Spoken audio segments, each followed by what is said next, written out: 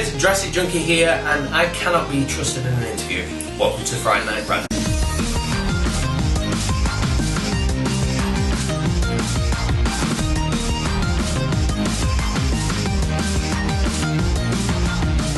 So, before I get on to the interview side of things, I'm going to crack on straight with the beer because I really need a beer. And I've gone with something I assume I've not drank before, can't be 100% sure now because there's so many Friday Night Rants, and it is Old Tom. So we're going to give Old Tom a try, and I'm going to have to open it with this because, as always, I've lost my bottle opener. So apparently this is the world's best ale. That's a very dark, rich tasting ale. Couldn't have many of them, but that is gorgeous. So, cracking on then. Slender is a very big thing, it's exploding all over the internet. And for anybody that doesn't know, slendergame.com is a website that I've created, a part of the Gaming News Network. We're going to start trying to provide free websites for up and coming indie games. So, I've made the slendergame.com, but then I was quickly contacted by the creator of Slender, who says he doesn't want this to be the official site and please make it as a fan-made website, which I have done. But at the same time, Giant Bomb have been trying to write an article about Slender, and because at the moment there's no official website or anything, they decided they wanted to speak to me, have a bit of an interview, and just talk about what I think about Slender, why I created the website, and just get some information of the stats. And the stats are pretty crazy. I've had 675,000 users in the last week actually come crashing in to try and download the game. So yeah, Giant Bomb decided to speak to me, and somehow I managed to work in the words 2 girls, 1 cup, which is absolutely awesome of me. But defending myself, I actually think is a good way to describe the game, because he was simply saying that, why do you think it's such a success? And I was saying, obviously, the mechanics of the game and what makes it scary, it's great, and when you play the game, that's what you enjoy. But the reason for the success is more because of YouTube. The example I gave was when the 2 girls, 1 cup video first came out, everybody did reaction video, and people then from the reaction video went to watch the original clips. Now, nobody wants to see a girl do what she did in that cup, but after watching the reaction video, it made people want to watch it, and I simply just said that's Slender Game all over. People have seen the reaction videos, and some people don't even want to play a scary game, but after seeing the reaction video, you kind of feel that you want to go and see what it's all about. So that's the way I try to describe Slender, but nonetheless, I don't think Giant Bomb are going to actually say Drastic Junkie calls this 2 girls, 1 cup the game, but we shall see. So, talking about Slenderman, I also created a video this week, which a lot of you may have actually only seen of my work because I've got a load more subscribers. So if you're new to the channel, hello. And yeah, a load of people have actually watched it. It's got up to 50,000 views. And I've read in the comments, a lot of people are saying that's pretty good, it made me jump, and that was the idea behind it. It was only supposed to be a bit of fun. And a few people have actually said the video should be darker. Now I just want to say one thing, the video was darker, we filmed it, and that was our first actual test. Then we filmed 8 more as it was progressively getting darker overnight, and then when we actually watched the video back, it was quite hard to actually make out Slenderman in the dark, even with the light that we had. So we decided to go with the one where you could see him the best, which was sadly the most lightest one. So that explains why we didn't film in the dark. And also, oh, you evil people, I know it's Slenderman, and Slenderman's supposed to be tall and thin, but my friend Grant played the role of Slenderman, and you called him Fat Man. Now that's horrible, because Grant's going to go on now, look at the comments, and I'm just worried that next time I go to his house, I'm going to find this.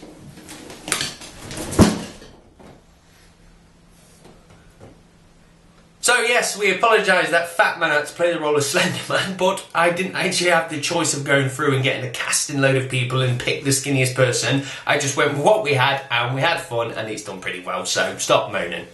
So one other thing about Slender while on the topic is the Slender game's obviously done very, very well. Everyone's actually either seen a video of it or they've played it, but it doesn't stop there. Some people are actually creating a Half-Life 2 kind of mod, and it's called Slender Source, and it's going to be a very similar thing. You're in the woods, but this time you've got to collect dolls, and the idea is it's going to actually be a multiplayer / co-op game. So you're going to be on there with your friends running through the woods. So if you want to see any details of Slender Source, I've probably put a picture up there already, but the link is down below. So, getting on to some interesting news. A few weeks back I actually spoke that the EU was changing the law slightly, stating that we can now sell our digital copies of items. So obviously the law states when you buy a game, it probably says in terms and conditions you can't sell this, this is now yours. But the EU's turned around and said, obviously we think this is wrong, we think you should be able to sell your games, And that's kind of where it's finished off there. But now GameStop have actually said that they are looking at selling second-hand digital games, which is absolutely awesome. Now, I know GameStop gets a bit bad press and people say they would never buy games from GameStop. I personally don't know because I'm in the UK, but the point is, at least one person said they're actually going to do it, and obviously if that person does, then everyone else will. So it looks like what was said in this conference in the EU about the digital rights and what you can actually do with it is actually starting to get out there, and what GameStop have actually said is they're working with people in Europe, but they don't want to say any more information because they don't want to give any of the competitors the edge and find out what they actually know. But the point is, once they do it, everyone's going to do it. So it looks like we are going to be able to sell our digital games, which is absolutely awesome. So, because we haven't had a bit of an EA rant, let's have one.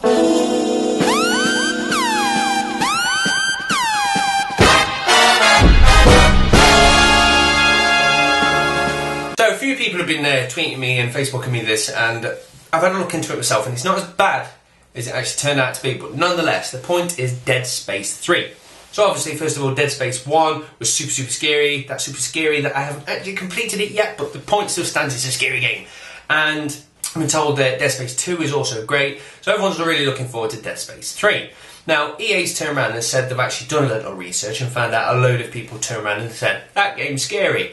And EA thought, well, obviously, if it's that scary, some people might not play it. So there's rumours that EA are actually going to tone it down. And EA said they're actually going to have some changes simply so we can take out the game to even more people, which just sounds horrible. It just sounds like we've got this game that everyone loves, but we're going to slightly tweak it just to sell more units, which is horrible, and it's EA all over, and it really upset me when I read about the news. But I've done a bit more digging and I've actually found out it's not as bad as it actually sounds. Now, the developers, Visceral, have actually said that they're not actually going to tone down the scariness. There's still loads of great scare factors in there, and it's still going to be a great homage to the original ones. But what they've said is that at some particular points when it's going to be super scary, you are going to get the option now to bring in a friend and do it in co-op. And they give a great example of it, simply saying that would you prefer to either A, go to a scary movie with your partner or a friend, or B, watch it by yourself with the lights off in your house. And obviously everyone's going to say they want to do it with a friend, so it's not as scary. So the point is, it's there. You haven't got to use it. If you want to go in, you want to keep the lights off and play it by yourself, you can. And if you're actually a bit of a pusser and you want to have a friend to hold your hand, you can. So it doesn't sound like they've actually toned it down. But still, the point of EA actually turning around saying, we need to get away around this to sell more units, is just EA's tactics all over. So a lot of people are saying, oh, EA's done something good this week. They're actually supporting gay marriage. Now, I think you're a stupid idiot if you actually believe that. EA don't support gay marriage. EA's PR team likes to actually make you think that they're kind of good. They don't give a shit about it whatsoever. They've just signed up and said, yeah, this could be good PR, yeah, we want gay marriage. So I just think that's an absolutely load of crap. And the best thing was, when I was doing a bit of digging on it, there was actually a comment from a person who says, I am gay and I would prefer EA to support not raping the customers than they would support me in my marriage. So it's brilliant. Even the gay community turn around and says, EA, it's just a load of so EA's just trying to pull the wool over our straight or gay eyes. Either way, we're not having it. So, topics come up every week. We'll do it again.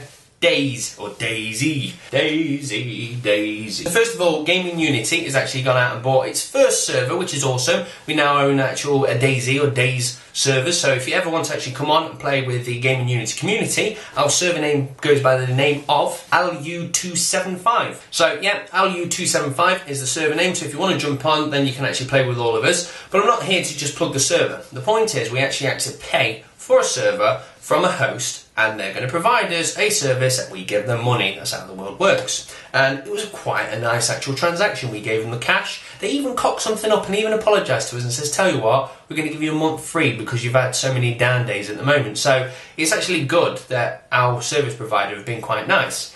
But that doesn't happen all the time. Now, there's a group by the name of DEF CON, and they provide servers for gaming. And what's happened is a particular gamer's gone along and said, I'm going to rent a server. And he paid the money and then realised he'd need to get at least a 40 slot server to get days on there. And they said it was going to cost about $80. And he says, you know what, I've not done my research, my fault, but because it's only been a day since I've actually purchased a server, could I get a refund? And they turn around and say there's no refunding. But apparently the problem is that it was quite hard to talk to the contacts, customer support. And once it all finished over, he kind of says, well, I'll hold my hand up, it's my fault, I didn't do my research. research, but your customer service skills kind of suck. And then he was greeted with the response of, so you want to play games, you little shit. And then the actual person on the actual end of the email reminded the user that they have the details and the house address, and they actually turned around and said, I will make every criminal in the state know your address. So yeah, he threatened to actually give out his address, give it to criminals, and also told him that he's a little shit. Absolutely poor service. But the good thing is, we are on the internet, and the internet is huge. So the first thing the guy did is just print screened his email, jumped straight on Reddit and went, there you go. And obviously we know where it went from there. So everybody started to upvote it, everybody got around, it's done the rounds around the news, and it's gone straight back to DEF CON servers, and they've just gone, oh my dear. So what they've done is they actually sacked the person that originally sent out the email. They said they were even contemplating about a lawsuit against him because obviously they damaged the actual name of the company. But I just think it's absolutely awesome that back in the day, if it was ever mistreated, you couldn't do anything about it. You would just tell your friend or neighbour and went, oh, I'm not going to use them again. But now, because the internet is so big and powerful, and as gamers are very, very vocal, I just think it's awesome that if a gamer ever gets pissed at, we just go and put it on the internet and it soon comes straight back. So karma is an awesome thing. Oh, it is bloody warm. So the last thing I wanted to talk about is Google.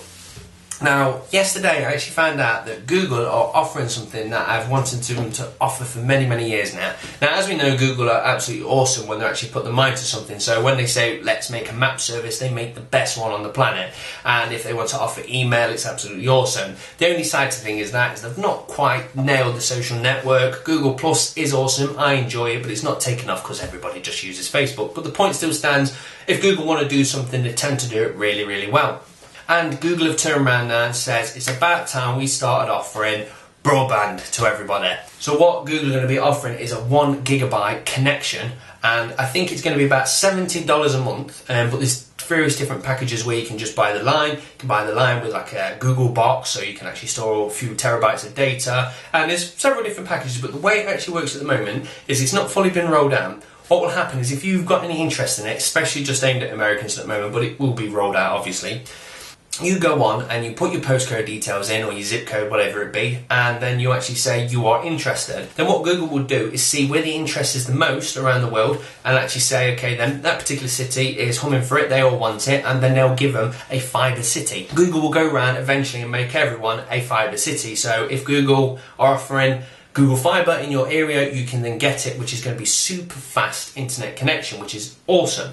But the reason I'm actually talking about this is the rumour mill's obviously gone round, and we're coming up to our 8th generation, so we're going to have the new PlayStation, new Xbox, and obviously the Wii's around the corner.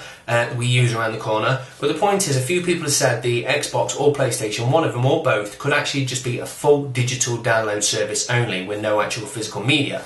Now, this doesn't scare me at all because I don't believe this is possible. The simple reason for it is, especially in the UK, a lot of people have capped internet. So if they turn around and says, right, you have to download all your games, what will happen is somebody will go around, download one game, and it would actually cap their internet for the month. So either they're going to have to pay extortionate prices to keep it going, or so we'll have to just go without the internet for the month. Now, no one's going to turn around and actually say, that's going to be awesome for me, because I love the idea of turning the internet off every time I have to buy a digital game.